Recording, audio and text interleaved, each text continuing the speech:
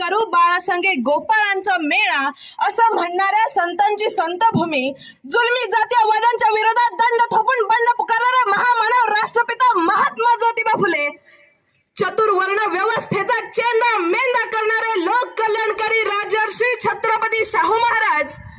आणि भारताची राज्यघटना लिहून माणसाला माणसाची किंमत मिळवून देणारे भारतरत्न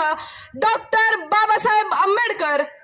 माता जिजाई, माता अहिल्याई, माता सावित्रीबाई या सर्वच महापुरुषांना आणि महामातांना प्रथमतः अभिवादन करते. श्रोते हो,